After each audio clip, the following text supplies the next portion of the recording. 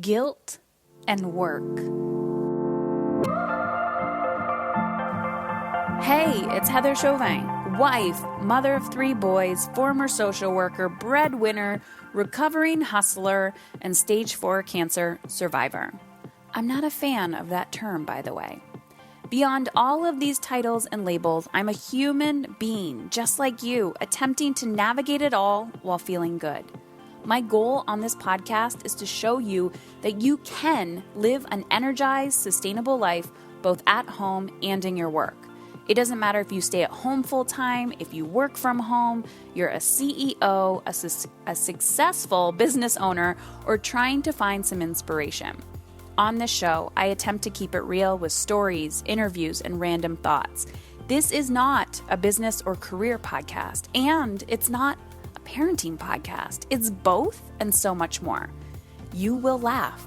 You may even cry, and you may even get a little frustrated with the truth you've been hiding from yourself.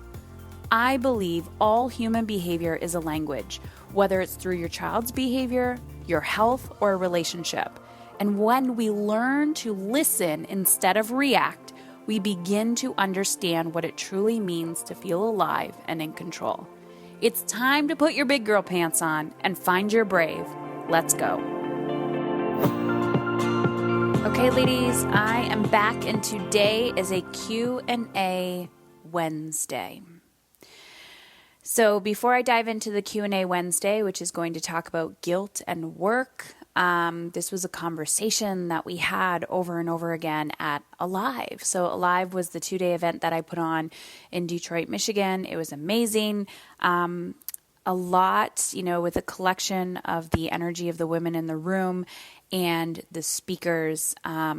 We talked about sustainability. We talked about unconscious bias and how to be brave with our life. And for those who stayed on for day 2, we implemented, we collaborated, we strategized, and we closed the day off with a magical, I wanted to call it spa experience, but it was more of like an energy experience, and just reflecting on the whole event and kind of the direction of my business and how I want to be of service to women.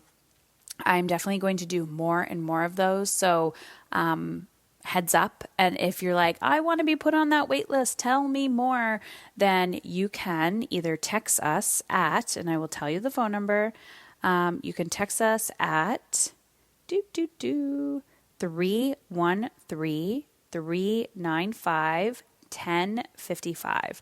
So if you're interested in a VIP day or a 2-day intensive, whether it's work or personal related, I will be making more announcements. But if you kind of want to jump on that and just, your soul or body is like, I want more, then text us, please. 313-395-1055, and we will put you on the wait list.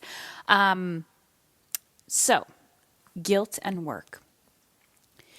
I don't have a written question that people are asking me about guilt, because this is a common question that I receive on a daily basis. And I think the root cause of a lot of why women believe that they can't go after what they want in their lives. This is something that I personally struggle with or have struggled with in the past, and it actually came up for me again. So my boys are 15, 10, and 7. And, they're not toddlers. I'm not breastfeeding. They're not infants. So I'm in a different developmental phase. But I will tell you that I've been building my business since before my youngest was even born. And there's been many seasons, and it doesn't matter what season of parenting you are in, guilt will always be there. If it's there, it will always be there, and it's an emotion that needs to be processed and looked at. But this is what I want to say about guilt and work. A lot of times women say to me, I'm the sole breadwinner, or I am the nurturer and I'm the provider, and we put ourselves in these camps of who we are and who we need to be in the family role. And I'm all for this. Traditionally, it's the men are the provider and the woman stays home. But as we know, this is not how society has functioned today. We have same-sex partnerships. We have, collaborative families. We have single families. We have women, the breadwinners, dad stays at home. Women is the breadwinner. She is the sole caregiver. She does everything. So it's not a one size fits all. And it's really the whole point of this conversation that I want to have is really understanding where your guilt is coming from and if it's serving you. So before you can even ask yourself this question about guilt, it is asking yourself, am I living in alignment? And I'm going to give you an example. So tonight, for example, or today, I had to, because of the Alive event, get a few extra things off my to-do list. And even though oh God, I don't know why I'm yawning. Excuse me. Even though 90% of the time I am living in alignment with my life and I'm not just push, but I'm creating lots of space for what I need and what I desire. I also have this gritty side and the side of like, just get shit done. And it's almost like a contraction. So there's moments in your life where you just need to push. And then there's moments when you need to rest and allow your body to do what it needs to do. And this push, I mean, it's a cultural expectation that we are to push all the time until we're like dead inside. And that's not what I'm talking about. I'm talking about, banging shit out, sitting in your discomfort, moving through your fear for an hour, getting it done, and then moving on with your life.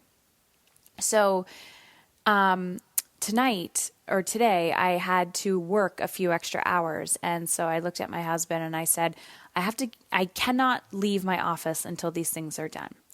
And he's like, okay, no big deal.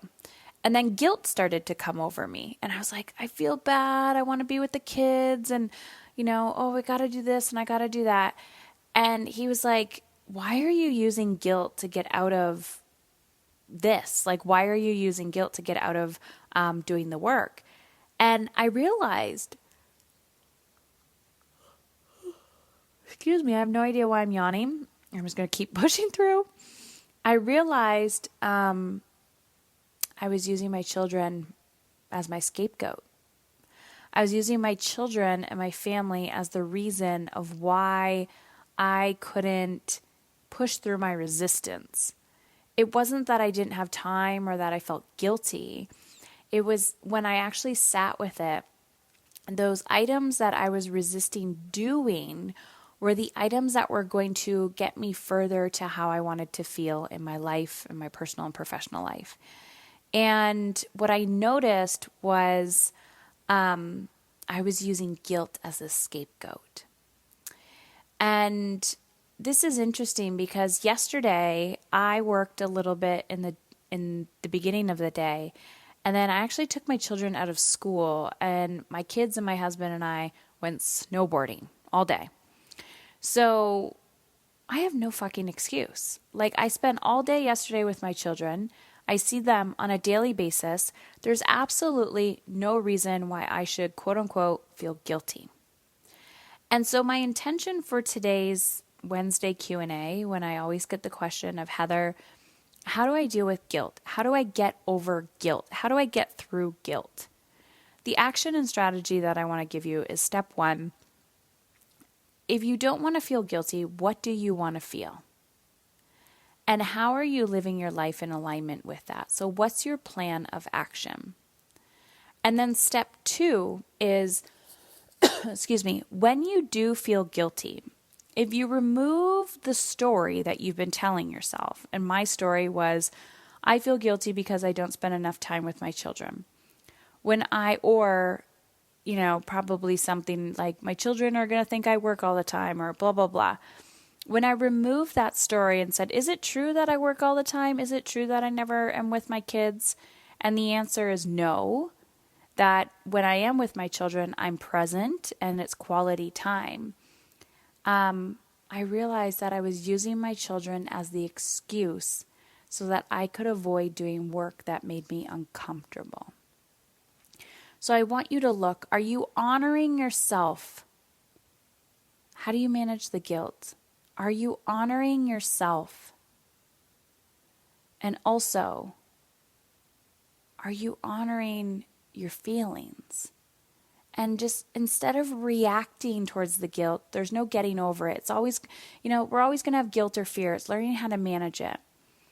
So sitting with it and saying, listen, why are you here? Why are you here? And if you weren't here, would I still take this action? So I want you to sit with your guilt and go, what I'm really trying to say is when you remove the guilt and you say to yourself, is this action that I'm taking getting me closer or further away from my goal? And by me taking that extra hour or 2 hours, I was getting closer to my goal, which is creating the life that we desire, making an impact. It was feeding my soul. If I was just hiding in the basement in my office, watching Netflix to avoid my family, that's different. But ask yourself, is this in alignment and is it temporary? And it was so temporary. This is not my daily life. So dissect your emotion, sit with it, ask it, what do you need from me? Why are you here? And don't run away from it. That's what I got for you today. Talk soon.